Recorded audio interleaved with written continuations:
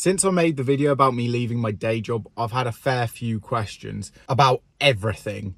Starting your own business, how to make more money, what's my top side hustles that I could recommend that you could do whilst having, say, a full-on 9-to-5 job. I'm not talking about one of these ones that your only priority of the day is constantly moving the mouse on your Teams chat so the green light's always staying on. This isn't for those people. This is for the people who have a legit day job. They have a family, they have a whole life. What sort of things can they be doing to try and increase their earning? Because look, everything is so expensive. Example for you, the mortgage that I had for the London project was best part of £1 million. A friend of mine just bought a house for 700,000 and the mortgage is more expensive than my loan was on the London project, which was of £300,000 more. Okay, we're talking like that is how the world is at the moment. Unfortunately, with all the best wishes in the world, you can't do anything to change the state of the world, but you can change the state of you. There's always something you can do. And for me, when I moved to London, I obviously had to start renting in London. For those of you who don't know, London's probably one of the most expensive places in the world to rent. Every single month I was paying over money to a landlord and I was like, I just don't want this anymore. Like, this is just burning money and it's such a huge amount of money.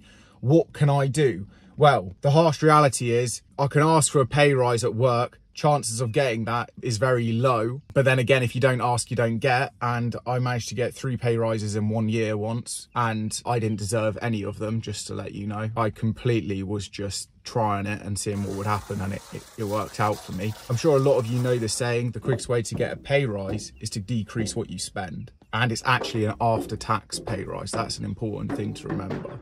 And for me, when I was living life for my first house deposit, I took things to, well, maybe an unhealthy extreme. I sat down, opened notes on my phone and went through what are the costs that I can't do anything about right now. Okay, so there's the essential foods that I needed, car insurance, bills, you know, all of these things. There's certain things that you can't do too much about. But when I was writing it down and then looking at my bank statements and going, wait, how much money am I spending doing that? Do I actually gain anything from that? Is that really that enjoyable for me that it's going to prevent me from my dream, which is to own a property one day? I don't know about you, but well, I think that is the world. Everyone dreams of owning a home and then they want to make the home their own, which involves even more money. Upon looking at how much my earnings are, I made the decision that I'm just not going to eat breakfast anymore. I'm going to save money because I used to walk past this coffee shop and the coffees were like £3.90 for this coffee. And I was like, what am I doing? I can just get a capsule, make it at home. It's way cheaper. And the thing is people don't understand how compound effects work. Oh, you're saving money on a coffee. Oh, you're not going through McDonald's drive-thru and then getting 3 hash browns and a double sausage egg McMuffin. It's only 10 quid or whatever with a coffee. Yes, but if you do that every single day for a year, that's 3.5 grand. Let's add into the other aspects to it. For example, how much money you spend on drinking, and it is not just the alcohol price. This is the key thing that people always forget. It's because they then are paying for an entry to a club. They're then paying for Uber, lifts, taxis. They then want to go buy some crap food on the way home and they spend another 15 quid. But then there was also pre-drinks before that. And it was around this time when I was, 17, 18, where I was like, is that activity more fun than downshifting a Lambo for a tunnel in the south of France? Is that more fun to me? Do I actually like these people that I'm hanging around? Or am I just hanging around with them because that's all I've ever known? Are these people in fact pure cancer and they don't actually offer anything good to me? Why am I spending more time with these people than some of my super close friends who you don't have to spend any money? You can go to their house and talk for 4 hours and it feels like you've only been there for 10 minutes. The people that you only see once every 6 months, but as soon as you start talking to them again, your friendship's just there. There's no superficial friendship. There's no, oh yeah, the weather's a bit rainy today. Oh yeah, the nights are getting darker early. Yeah. But if you're locked into this like brainwashed, especially in England, which is, in my opinion, is the most bizarre financial situation ever, where you've got a whole load of people with no money acting like they've got loads of money and then never talking about money. It's like you see it on Instagram all the time, okay? There's a load of people who will be watching this right now who are using Instagram like it's some sort of sim character where they can, oh, I'll put up this restaurant. One of my really close friends said this to me the other week. He goes, do you ever notice how on social media people are only alive on Saturday and Sunday? They've got nothing to show you Monday through Friday. Also, on a bit of a random tangent, social media, I don't particularly enjoy social media. I mean, I enjoy YouTube. YouTube's great. Really enjoy this. I feel like I'm actually helping people. On my personal Instagram, I don't think I've uploaded on there anything about me since 2015 because I was just like, what's the point? I don't really need to post a photo of what I look like because everyone knows what I look like. I don't really understand that. Each their own and everything. But yeah, for me, didn't really see the point of that. I'd much rather post stuff that I find interesting or that's inspirational. That's kind of my view on social media. I was just talking to my brother about someone I know who's just bought a C63. If that's his passion and he really enjoys doing that, that's really cool. But the bottom line is I know he's on 29,000 a year. I know that his monthly payments on that car is 700 quid. And I'm like, you're shooting yourself in the kneecaps a little bit when you start buying assets like that, because all you're doing is renting a look, renting a lifestyle on like 6.8% APR. It's like the saying that I've used before. Do you own it or does the bank? It's very interesting when you start looking at things through a different lens. And as I've said, each their own. If this person did love his day job, which I know he does not, then awesome, then that's perfect. That's what he wants to do. But the issue that I found with people like that, behind their back, they're so sour and bitter and resentful for people who are financially free. I'm not talking in terms of nice people who they want to buy an appreciating asset and they just want it for their enjoyment.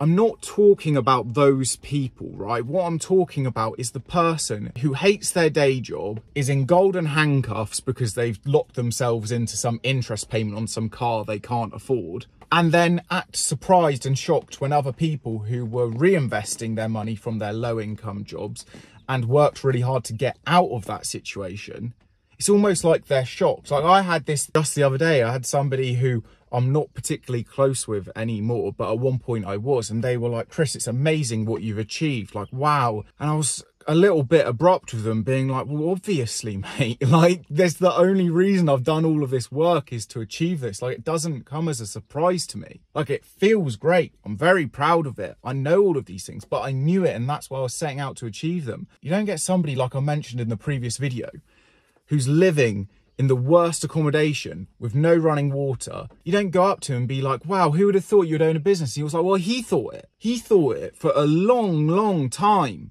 But that's the only reason you put in that level of work, is to achieve these things. And it's no surprise to the person when they achieve it. This is a common theme. There's a lot of people that I used to know who I'm now just not associated with. As you level up in your life, you're gonna have to cut off some people because, well, we all know how certain people can act when you start doing things away from the normal lines of things. Creates resistance, which creates like friction. You're definitely gonna start noticing that. I mean, I guarantee there's people who are watching this right now, just the fact of them wanting to renovate their flat one day will have created this very awkward, weird situation around them where people are going, what do you mean? I've paid for a builder. I paid loads of money for a builder. What do you mean you're going to do it yourself? I don't understand that. Like, what? No, you've got a builder. You need a professional. You really need a professional, Chris. You can't do that on your own. You don't know how to do it. What do you know about that? Those people will all be watching this right now. It's really bizarre. I don't think people quite understand how much mental acrobatics you'd go through when you're starting your own business. Because there's moments where it's not nice, it's not enjoyable, where you're panicking, you're losing money, you're thinking, shall I jump ship? Shall I just move on from this idea or shall I stick with it? Some of the best, most successful, profitable business ideas that I've had, I've almost given up on them completely. It all is going on in your head. And I know I'm ranting about all of this stuff, but the best thing that I can do to help people is put my thoughts and feelings on these videos, and you can take away what you want. Because trust me, the 150,000 of you lot on Instagram, that's a lot of questions. I can tell you the most commonly asked questions, but the most common thing is very, very simplistic questions. And the reason those questions get asked is because people don't even know what questions to ask. They don't understand. So for example, just open up my Instagram and I will read you what's the last message that I just responded to. Right, this guy. If you ever message me, I'll never put any of your personal details in. And it's mad. For some reason, people tell me everything in one message. I've never, ever understood this, but I can meet someone for 10 minutes and I know exactly where all of their money is, how much is in property, how much is liquid cash, how much is invested in X, Y, and Z fund. I don't know why. People just seem to just tell me everything, which is quite nice. It means people trust me. If you are going to message me, I'll just get the bullet point stuff. So this person was asking me about planning permission, essentially. I can't just reply with one thing. It's a bigger topic, and he's basically getting laughed at by architects for wanting to do the build himself. I get this all the time. A month ago, I was at one of my brother's projects and I was listening to my brother talk to a plumber. For whatever reason, I don't know why he did this, but he didn't mention that he's got a development business. I think what he was doing was seeing if the person would reveal his true colours, and then at a later note, my brother would say that he owns X, Y, and Z. And I was listening to him how, oh, I'm just doing all the work myself, I'm doing this, that, whatever. And this plumber basically just started knocking my brother and being like, well, I mean, it's pretty difficult, like, you should do this, you should do that. What, are you going to learn it all from YouTube, are you, mate? Are you a YouTube builder? Yeah, bruv, I am. I make my life so much harder when it comes to editing. And yeah, some of the words you just can't say on YouTube. So to rephrase that, yes, learned everything from walking past someone on the way to my job in finance, and I see someone pointing the front of a house and I go to them, what's that? And they go, oh, it's this. Why'd you do that? And then you start learning, and that's all free. And most people are lovely people. And when they're a specialist in a particular area, people love to share their knowledge. Obviously, you don't want to take the mick and spend an hour and a half just picking someone's brain for free. But you can gather tiny little bits of information just from watching them, seeing what they're doing. And then YouTube is amazing. I've watched videos that have got hundreds of thousands of views, gains little bits of information. Watched videos that have got 20 views, gains little bits of information. So going back to this guy's question about planning permission, I said, yep, some architects are tools. Not all of them, but yeah, it's nothing out of the ordinary what you're saying. He also went on to say that by the time he's actually gone through so many iterations with architects, he's pretty much designed the whole thing himself.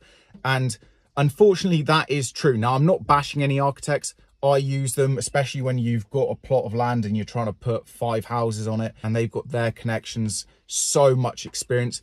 I'm not saying anything bad about architects, but for the people like you watching this, who's got maybe, I don't know, whatever money's in your current account to finish renovating the flat or bungalow house, whatever you've bought, and you see that you're going to have to hand over 4 grand to get some planning permission for like a little side extension, versus me who, well, the whole planning permission for the London project, I think we were quoted 7 or 10 grand to get someone else to do it all for us, whereas we did it ourselves and it cost 290 quid plus SketchUp software to draw it all. So yeah, obviously that's an amazing savings, and that basically pays for your whole kitchen just from that single act. Now the questions come with, oh, maybe I want to do my own planning permission, Chris. How do you do that? There's a lot that goes into that, right? You can go and look up any of your neighbours' planning permission. You can take inspiration from what they did.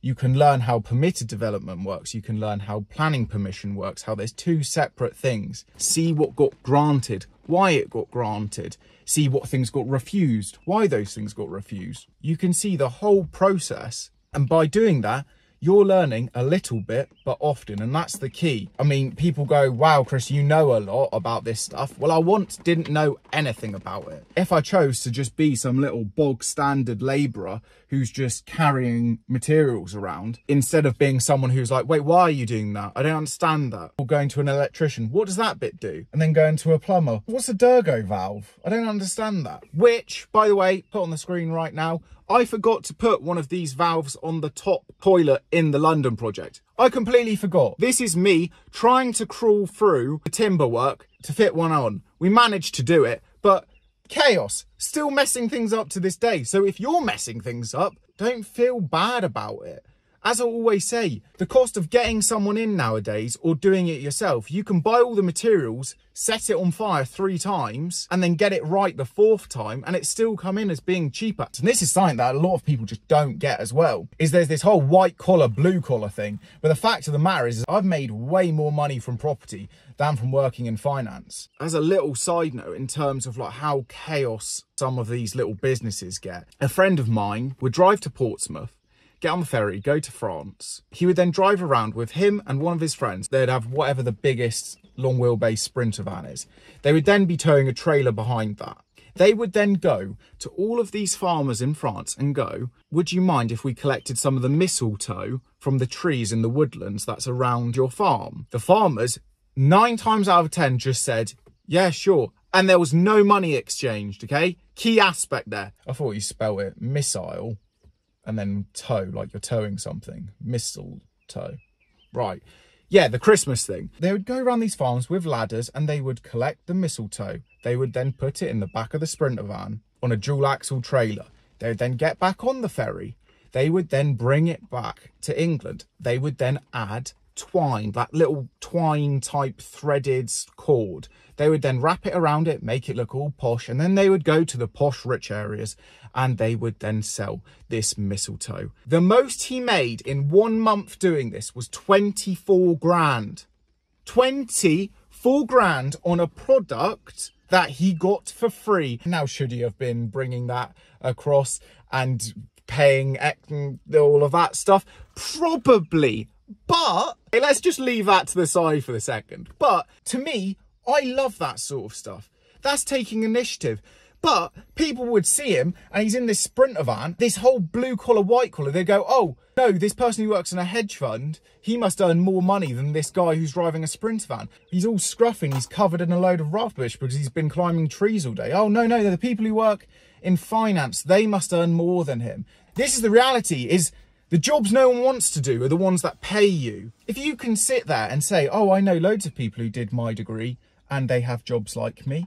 You're the 99%. Now, yes, you might be very happy doing that. This isn't for you. This is for the people who literally have this feeling in their chest like, I am so unhappy with working for somebody else. The amount of times that I would sit in meetings and I'd have some dumb manager. I'm making way more money than them outside of work. It's just I didn't want to leave because I still needed the day job to borrow 5.5 times the salary for business loans and mortgages. Like, having a steady, constant income was insanely beneficial. It's years and years to create the setup that I actually felt comfortable now to leave. And unless my setup is perfect, like what I'm doing now with this tiny house, there's no rent and no mortgage. I mean, that to me is making me feel the most relaxed I've ever felt in my life. Just the thought of not having X amount of money going out each month just to have a roof over your head. It's a very odd feeling. Obviously at the moment, it's just a timber frame. So yes, I'm not living there yet. It'll be better when it's all watertight and I can actually move in, which I'm planning to do like as soon as it gets watertight, which is going to be fun. But I was in these meetings with, I mean, one manager that I had was the most posh, arrogant person ever. And he was like, yeah, mate, yeah, your performance is not quite like aligning with the, and I'd be like, are you sure about that, brother? There's a woman who lived near me in London, really nice neighbour, used to work at Lehman Brothers, printed money when she was there. Mad. She goes to me, Chris, I can imagine how people treated you when you were apprentice working in finance. And I went, yeah, there were some interesting situations for sure. She goes, just remember, the employee has all the power, the employer doesn't. And when I found that out, which was about 1.5 years ago, I did some stuff that I'm insanely proud of to this day. And actually, I do have to tell you just one of these things, because I know a lot of my old colleagues like watch my videos and follow on Instagram. And as my social media grew, it started to irritate them even more. And I had never mentioned that I was making more money outside of work until I started saying it on like Instagram. And that's what helped me lead to get to now, what, 150,000 followers. That's when they found out. So imagine you've worked with a colleague and this person's never told you anything. And also that's quite telling about the sort of people who work in finance. The fact that I could own a business outside of my day job and no colleague ever knew. That's telling, because people in finance, they tend to only talk about themselves. It'd be like, oh, Chris, mate, how was your weekend? And as soon as I'd start talking, they'd be like, yeah, mate. So yeah, basically, yeah, straightforward weekend, just was in Clapham, then went on a family shoot, you know. Have you ever been on a family shoot? And I'd be like, absolutely not, I haven't. Oh, mate, you should get yourself out there. Do any of your friends have estates? And I'm like, what, a council estate? And they're like, no, mate, what, are you Povo? No, I'm talking about country estates, you know, just like 150 acres with their own shoots going on. Do they not have that? And actually, have you met my friend Hugo? Have you met Hugo? I was with him, Seb and Tarquin last weekend, and mate, Mate, oh my God, we drank so much. Yeah, mate, we drank so much. And I just can't believe that I never have to listen to that chat anymore. Get out of London, move to the countryside and meet real people, because obviously not all people in London are like this. But if you're in the financial industries, in particular companies and particular areas in London, I'm just going to say this just to flex on some of my old colleagues. Two of them got so irritated with me, and I could list you all the things that make these people bad people, but only I need to know that. I don't need to justify this. But two of them created a fictional situation to try and get me in trouble. Long story short, what they tried to do is get me in trouble for having my own business outside of my day job, which, by the way, people didn't think that I'd get lawyers involved to make sure that I knew that I was untouchable before I started a whole social media presence. You are completely allowed to have an outside business from your day job 100 times over. I don't know if anyone needs to hear this right now, but 100%. It can't be like a conflict of interest. It can't be having an impact at your day job. I worked in the financial industry, and therefore I don't know how they thought this could work, but if I had another job at, say, Credit Suisse or Deutsche Bank, then obviously that's a different scenario. I don't know how these two people thought that there would be any repercussions from this, except for the fact, if someone has a grenade, right, and they throw it at you, and you catch it, Call of Duty days, frag out and all that. God, I miss Modern Warfare 2. But wait, don't get distracted, Chris. If someone throws a grenade at you and you catch it and you look at it and you go, wait, this is completely fictional. I know the law on this. There's nothing they can do about it. HR have then said to me, oh, there's nothing here, Chris, except for now we're concerned about how they're manipulating things. Throw the grenade back at them. I was lining up another mortgage, and then I was going to leave my job in 2023. That's what I was going to do. I was just waiting for this next mortgage to go through. Now, I did that, and then this whole situation arose, right? And just because of these two colleagues who tried to create this situation, the company felt like there was wrongdoing by these two people, and they paid me quite an amount of money. A lot of people with not thick skin would let things get to them. I put up with certain things for a very long time at that day job. And yes, to this day, I still think that is one of the most amazing poetic justices. And I have to be careful what I say, because I did have to sign an NDA on leaving. But I have spoken to some of my lawyer friends and I've figured out how I can talk about certain things. That is pure poetic justice. I haven't gone into detail with explaining to you a load of the stuff that people were doing, but all I can say to you, no matter what resistance you experience when you're achieving your dreams, the noise, the friction that you're going to generate from people around you, you've just got to keep going. Because if I were to give my past self, like, just the key things that I've learned from my journey to becoming my own definition of success, happy, successful people don't move like negative people do. A boxer will never laugh at a beginner. A millionaire will never take the mick out of you for having no money. It's always the people who are standing still, who are settling, who, as a friend of mine's dad once told me, when I was saying, I don't understand why this person's been like this, and it really was bothering me. This is when I didn't have as thick a skin, like this is years ago. I couldn't understand it. There was no meaning behind it. There was no justification for why someone was being like this. And my friend's dad goes to me, this person isn't bad, Chris. He's not a bad person. He's just got a bad way of dealing with how his life is. And if you apply that to most situations when you deal with certain people and whatnot, it really starts to make you actually start to have empathy for people. You start going, wait, these two colleagues of mine, instead of being like, wow, Chris managed to do this outside of work, maybe I could do that because I hate my day job. That's brilliant. Instead, they tried to move mad and do some negative stuff. It is true. People do move sour when you get all of the limelight. I can't remember which rapper said that, but that's sick. I think I actually started that rant off a response to an Instagram message. Could have just read it in 30 seconds. But this is what I'm saying, is one thing is not just one thing. There's so much to dive into, because this person's basically getting laughed at for wanting to do DIY. And I can relate to that so much, because I've been laughed at. I've been laughed at for everything.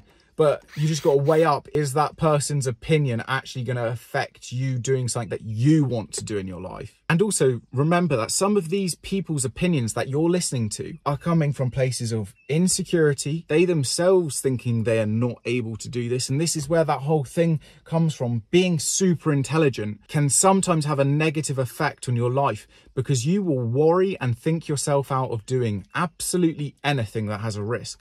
That's why a lot of my friends who earn mad amounts of money from their businesses, which in some of the nichest industries, they're not particularly glamorous. They don't wear suits every day. In fact, every single millionaire that I know, you couldn't tell that they're a millionaire until you have a look at what's in their garage. Like, there's no way of gauging it. They talk and walk like you and me. It's pure stealth wealth, like you would never know. But if you don't follow your dream, whatever it may be, you are going to become a bitter, resentful human being. And then you live in this weird world where people are so scared to follow their dreams that they're negative, doubtful on other people's dreams when they're starting out on something, to try and bring them back down to the world or their level that they're happy at. And then people accept that, and then you become part of this friendship group where nobody is doing anything they want to be doing. You have something that is always gnawing in your brain, be it carpentry, be it art, open a bakery. And from my personal experience running Have Some Vision, which, like I've said, 150,000 people, all with opinions on things, that's a huge exposure to seeing how people's minds work. Young people are telling me, live while you're young.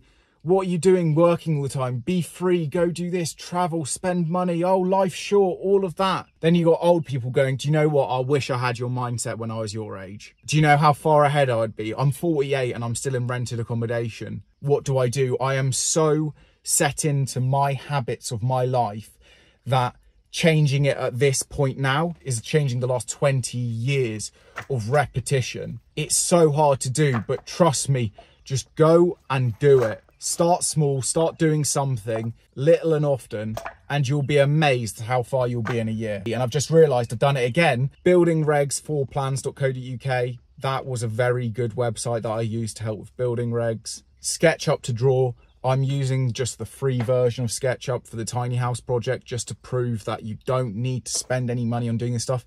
Yes, the online version's a bit laggy, but if you're really tight on money, I'm just proving that it's possible to design and draw everything on there. Don't worry about the whole project, worry about the next immediate step, otherwise your brain melts. It's kind of like the saying about deers in forests, where one deer is going to the other, oh, I can't see a way out from this forest, and they start panicking because all you can see is just all the trees. And the other deer goes to them, just focus on getting to the next tree and you'll figure a way out of the forest.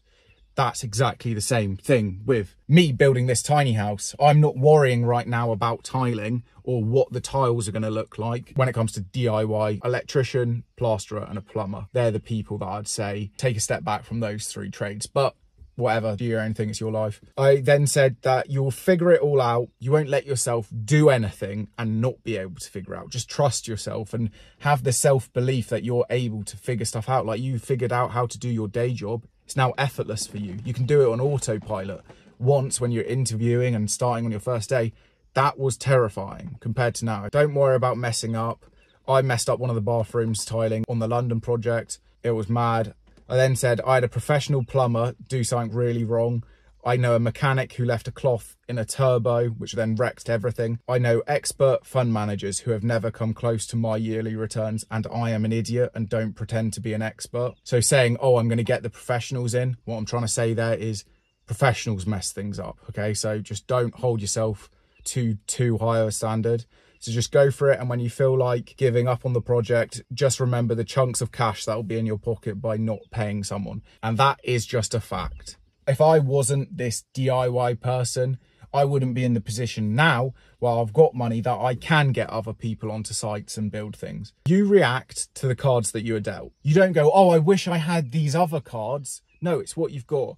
And to answer some other questions I get, how much money should I have when I'm starting out? Well, how long's a piece of string? How much money do you have?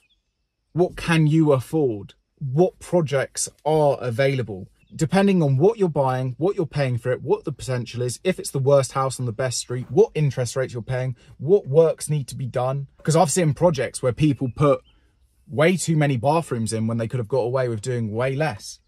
I've seen people who have done loft extensions, side return extensions, when they would have been better off just doing the side extension, because the cost of doing the loft with the materials they're better off selling it for a lower price and then therefore creating a greater return. I also had somebody ask me the other day to just give them a side hustle idea.